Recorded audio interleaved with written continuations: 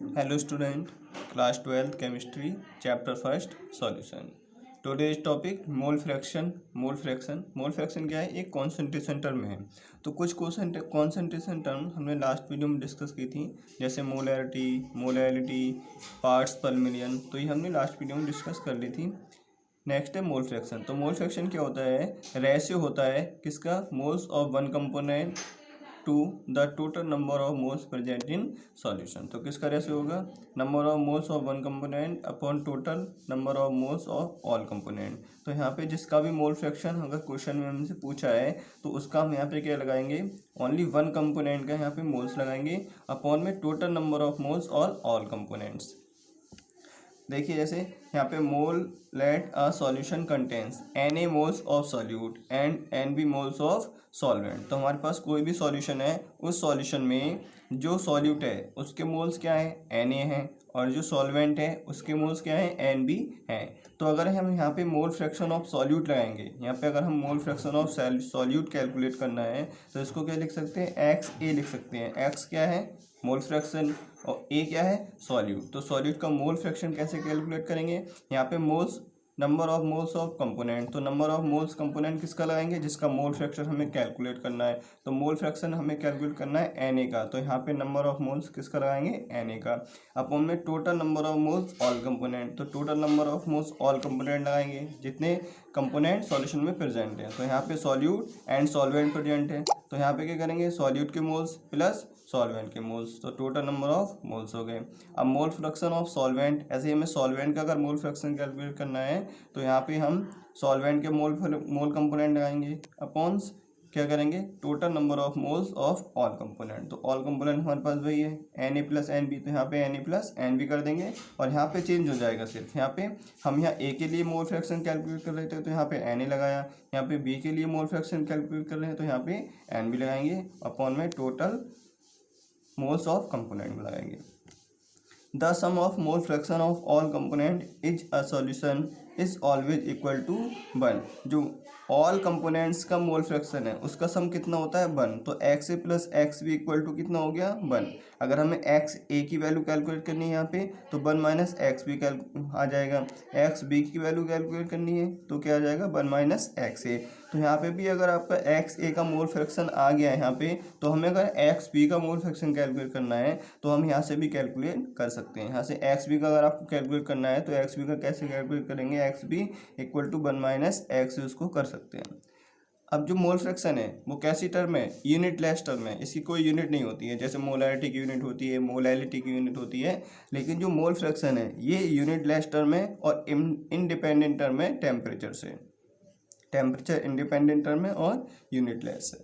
अब इसके एक एग्जाम्पल सॉल्व करेंगे.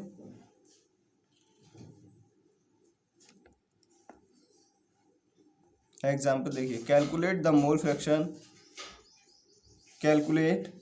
Fraction of ethylene glycol. हमें एथिलीन ग्लाइकोल का मोल फ्रैक्शन कैलकुलेट करना है in a solution containing 20% of ethylene glycol by मास.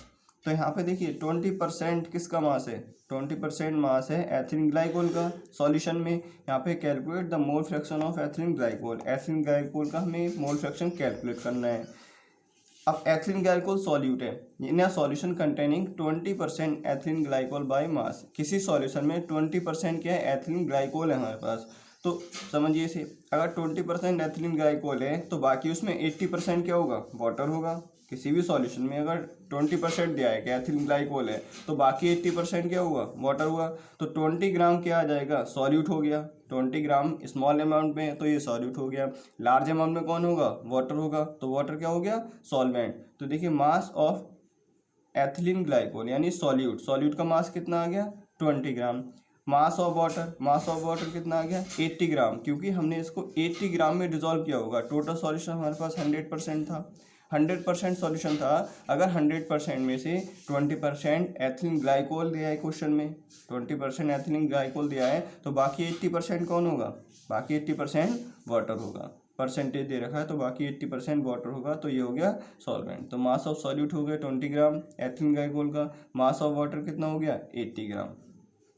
अब मोलर मास इसका कैलकुलेट करेंगे क्योंकि मोलर मास हमें रिक्वायरमेंट होती है जब भी हम मोल्स कैलकुलेट करेंगे। तो मोल्स कैलकुलेट करने के लिए हमें यहाँ पे मोलर मास की रिक्वायरमेंट होती है। तो मोलर मास एथिलीन ग्लाइकोल का कितना हो जाएगा, कार्बन कितना है यहाँ पे 2, तो 2 × 12 क्योंकि कार्बन का 12 होता है मोलर मास। हाइड्रोजन का कितना होता है 1, तो हाइड्रोजन हमारे पास 6 है, तो कितना हो जाएगा इसका 6 हो जाएगा। ऑक्सीजन कितना होता है 16, ऑक्सीजन है कितने 2, तो 2 × 16 कर लेंगे इसको। अब इसका मोलर मास कितना आ गया 62 ग्राम पर मोल, ये आ गया इसका मोलर मास। अब मोलर मास से हम मोल्स कैलकुलेट करेंगे, पहले एथिलीन ग्लाइकोल के मोल्स कैलकुलेट करेंगे क्योंकि मोल फ्रैक्शन में हमें मोल्स की रिक्वायरमेंट होती है। तो मोल्स कैलकुलेट करेंगे तो मोल्स का फॉर्मूला क्या होता है, मास अपॉन मोलर मास। तो मास कितना है सॉल्यूट का 20, मोलर मास कितना है 62, तो मोल्स कितना आ गया 0.322 मोल्स। अभी हमने मोल्स कैलकुलेट कर लिया। अगर हमें वाटर का भी मोल फ्रैक्शन कैलकुलेट करना है, यहाँ पे हमें एथिलीन ग्लाइकोल का मोल फ्रैक्शन कैलकुलेट करना है, लेकिन अगर वाटर का भी कैलकुलेट करना हो तो उसका भी मोलर मास निकालेंगे, यानी उसके भी मोल्स की रिक्वायरमेंट होगी। तो मोलर मास वाटर का कितना होता है 18 होता है, H2O फॉर्मूला होता है वाटर का। हाइड्रोजन का कितना होता है 1, तो कितने हाइड्रोजन 2, तो कितना हो गया 2 प्लस ऑक्सीजन का 16, तो टोटल हो गया 18। अब ऐसे हम मोल्स ऑफ वाटर कैलकुलेट कर लेंगे। मोल्स ऑफ वाटर का फॉर्मूला क्या हो जाएगा, मास अपॉन मोलर मास। तो मास कितना है इसका 80 ग्राम, मोलर मास कितना आ गया 18, तो मोल्स ऑफ वाटर कितना आ गया 4.44 मोल।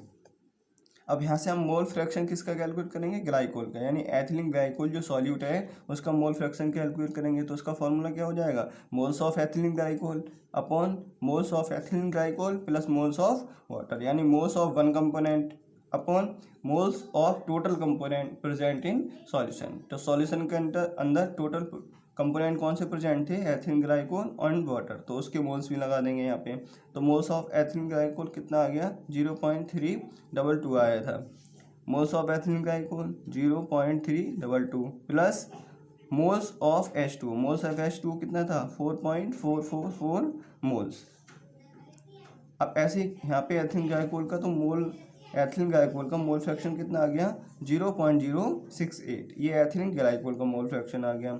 अगर हमें मोल फ्रैक्शन ऑफ वाटर भी कैलकुलेट करना है तो वाटर का ही मोल फ्रैक्शन कैसे कैलकुलेट करेंगे, जब वाटर का मोल फ्रैक्शन कैलकुलेट करना है तो हम यहाँ पे मोल्स लगाएंगे वाटर के और अपॉन में टोटल मोल्स ऑफ सॉल्यूशन लगाएंगे। तो मोल्स ऑफ वाटर कितना है 4.444 मोल है, upon moles of ethylene glycol कितना है 0.322 है, मोल्स ऑफ H2 कितना है 4.44 है।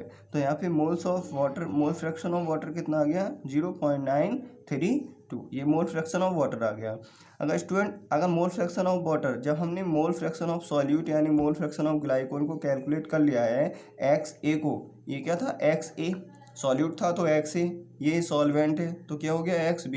तो अगर हमने सॉल्यूट को कैलकुलेट कर लिया है XA को, तो हम वाटर का जो है वो मोल फ्रैक्शन ऐसे भी कैलकुलेट कर सकते हैं, यानी हम क्या करते हैं 1 - XA।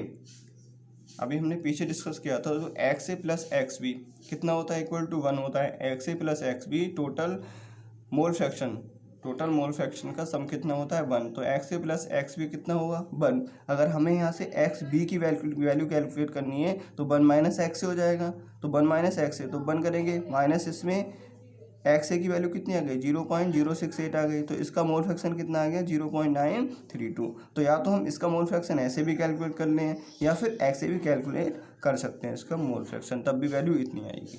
Thank you students.